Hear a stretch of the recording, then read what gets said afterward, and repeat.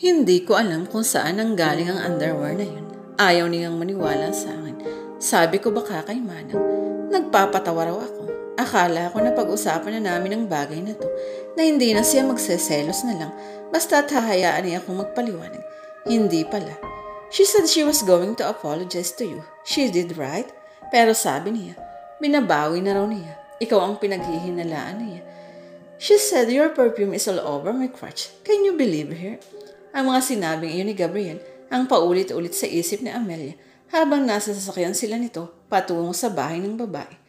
Nakiusap ito sa kanyang kausapin niya sa Ella. Alam niyang hindi na niya dapat gawin sapagkat iyon ang usapan nila ni Oliver, pero hindi niya kayang tiisin ang konsensya niya. Sa kabila ng ginawa ng mga ito sa kanya, natuklasan niyang hindi niya kayang mabuhay ng normal habang alam niyang nasira niya ang mga ito. Halatang mahal na mahal ni Gabriel ang babae. Humingi ito ng tawad sa kanya. Sinabing mali ito, mali rin sa Ella. Malaki ang atraso ng mga ito sa kanya, kaya handa raw itong humingi ng tawad.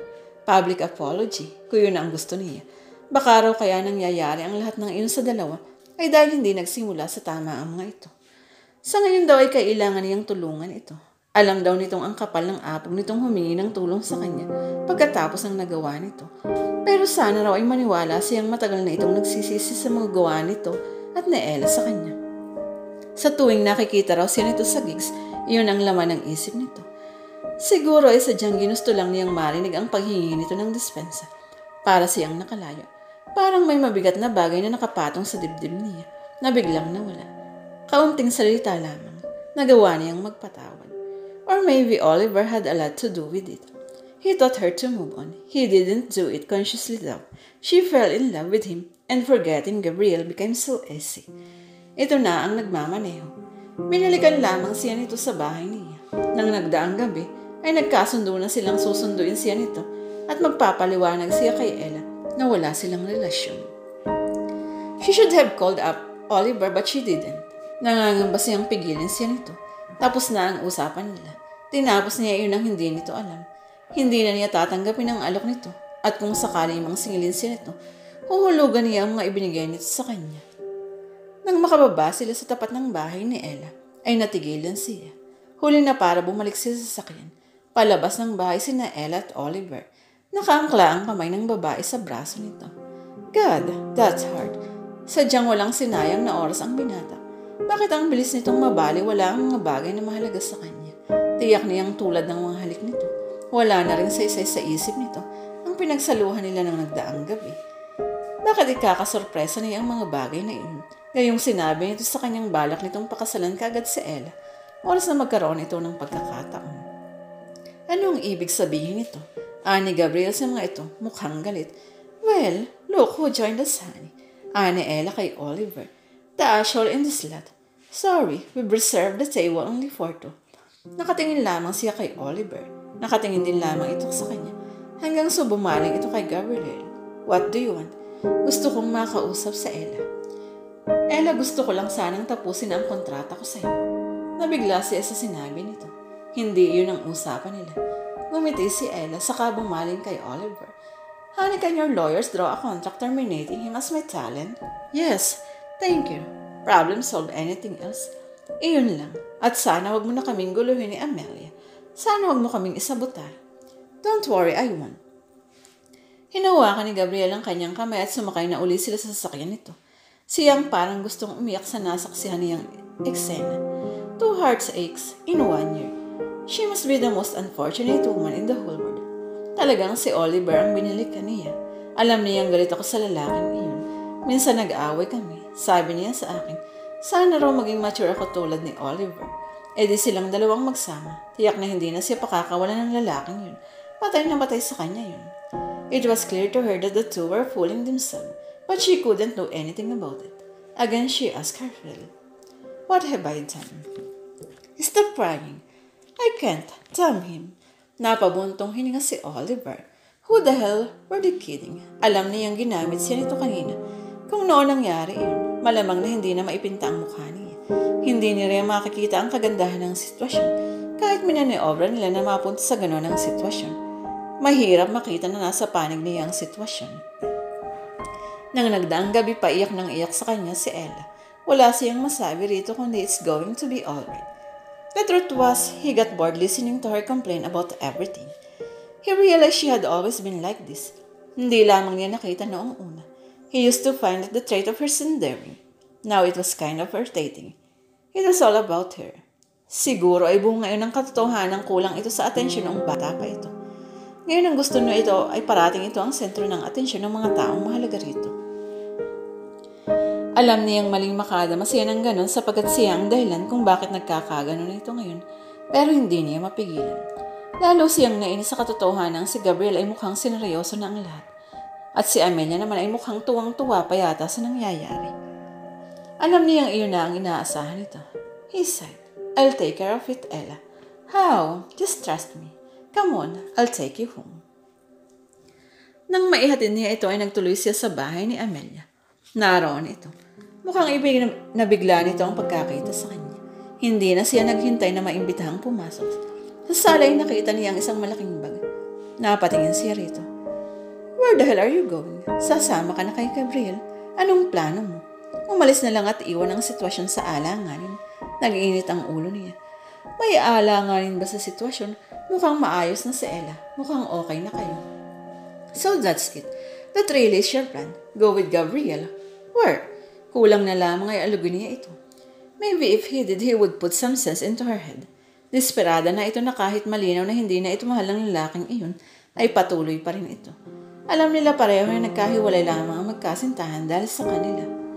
Why do you care anyway? Ito ang usapan natin. Sumusunod lang ako. You are not leaving. Oh yeah. Yes, I can't let this thing happen. Akala ko maganda ang plano.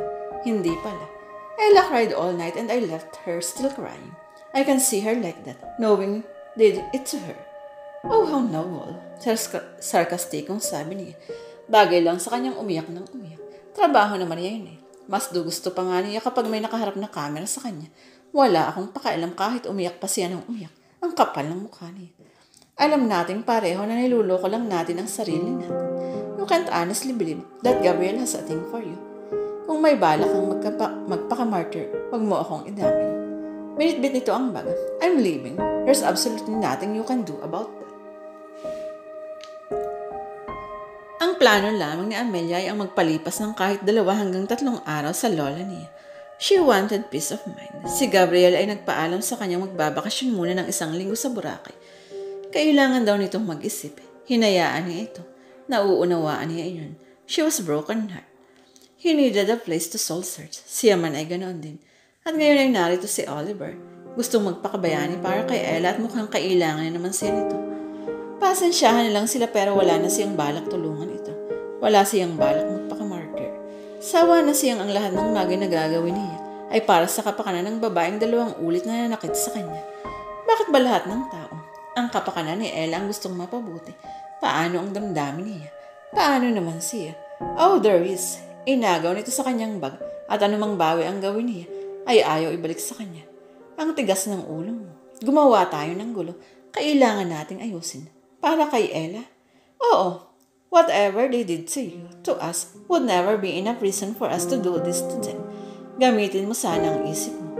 Hindi ka mahal ni Gabriel, kaya ang pinakamaganda mong gawin ay tulungan akong ligpitin ang kalat natin. Maligas ka. Talagang sasama ka sa kanya, ha? You would keep a blind eye at all this. I thought you're smart. Hindi ka mahal ni Gabriel.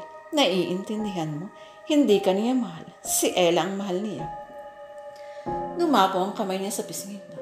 I don't care anymore. Huwag mo akong sigawan dahil lang sa Ella mo. Sawang-sawa na akong marinig ang pangalan niya. Magsama kayo. Magsama kayo, oh. She was hysterical. She had never been that way. Siguro ay sadyang napuno na siya. Napaupo siya sa sopa habang napahagulo sa mga palad niya. Maya-maya ay tinabihan siya nito at niyak. Pilit man siyang magpumiglas dito, ay nanatili itong nakayakap sa kanya. Please, Amelia. Please, try to understand. I understand. I understand perfectly. Ikinilutong nito ang kanyang mukha sa kamay nito. Tinabig niya at inabot ang telepono. What's her number? What? What's her number? I think it would be better if you tell her personally. No. Don't you understand that? No, I won't. Okay. Let me dial it for you. Ganun nga ang ginawa niya. Saka kinuha sa kanya ang handset at ibinaba pagkatapos pindutin ng speaker. Ella, I have something to say to you. I'm with Emily. She has something to tell you as well. Bahagyang tumango ito sa kanya. Gabriel is in Boracay, Ella. He said he needed to think. Oh, I bet. You slut. I'm trying my best here to shut the hell you. Nothing happened to us. Everything was planned. I wanted him back because you stole him from me. The snake that you are. But he loves you. He loves you so much, he said. Si Oliver na nagpatuloy ng pagpapaliwanag. Ang lahat ay kinuwento nito maliban lamang sa gadget na gamit nilang pang-espiya. Umiyak na rin ang babae sa kabilang linya. Galit ito. How could you do this to me, Oliver? Ipinaliwanag ng lalaki ang sinabi rito ng ama ni Ella tungkol sa di umano ay bisyo ng babae, panghiram nito ng pera at iba pa. Umiiyak sa galit ang babae nang sabihin hindi pala ito ang nagkaroon ng bisyo, kundi ang ama nito. Lulong ang matanda sa sugal at utang na hindi na kayang bayaran ni Ella. Iniisip daw ng matanda na mababayaran iyon ni Oliver, kaya parating pinipilit itong balikan ng binata. Kung hindi raw ay maaaring may gawin ito na hindi magugustuhan ni Ella. Marahil ay ang pagpasok dito sa rehab sa babae nang wala palang tunay na dahilan iyon.